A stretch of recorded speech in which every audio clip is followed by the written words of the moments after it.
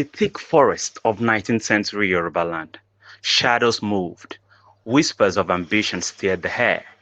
The Basorun of Ibadan, Oluyole, victorious, feared, hungered for more. Bata drums in Ibadan dared to echo treason. Kuku Joba, be the king at once. But custom was clear. Oluyole could never rule through the maternal line. His ambition was madness, and madness craved fire. Yet to light his path, he had to strike down one person, Kurunmi, the Ono Kakanfo of Ijaye, the iron wall of the Yoruba nation. A clash was inevitable. It started with whispers. Royal messengers from Oyo, bound for Dahomey, were ambushed in the thickets. Ibadan's treasury was now an open wound. Then the incident at Fiditi happened, a spark in dry grass. Asu, a fugitive chief from Ijaye that was driven out by Kurunmi, seized this little town. Kurunmi sent one of his Balogons to retake the town, but he failed woefully. Not the type to take failure for an answer, Kurunmi started mobilizing for a second attack.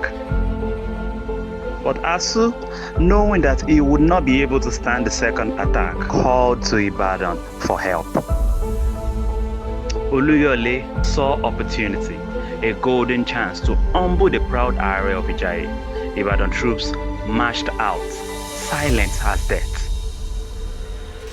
The Ibadan army for this mission was divided into two units, one unit headed by Balogun Odemilo, while the other unit was headed by none other than Seriki Ibikunle.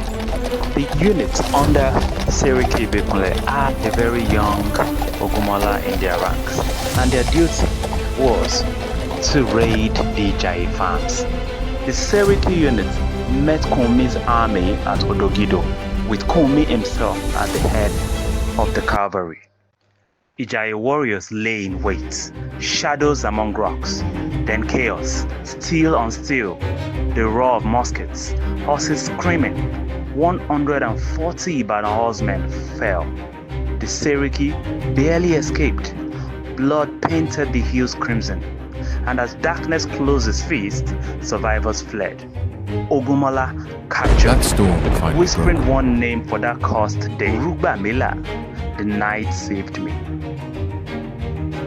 Back home in Ibadan, the terrible news of the army's performance on the battlefield was not well received. Oyainu, the wife of Basorun, at the particular time, swore before the god Ogun that only her and her husband would have taken Ijaye. Ijaye was besieged. It was frantic, it was desperate. Oluyole meant blood, but Kurunmi met him halfway. Batedo War quickly involved everyone. Alliances formed. Other Yoruba city-states started preparing, drafting, conscripting. The land was literally on fire.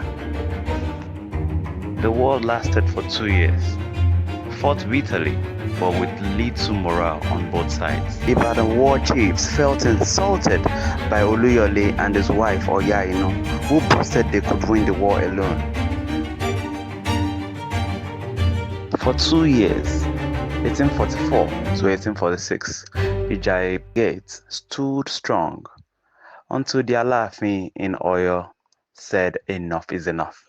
Shango priests with the emblem of Shango were sent to the battlefield to broker peace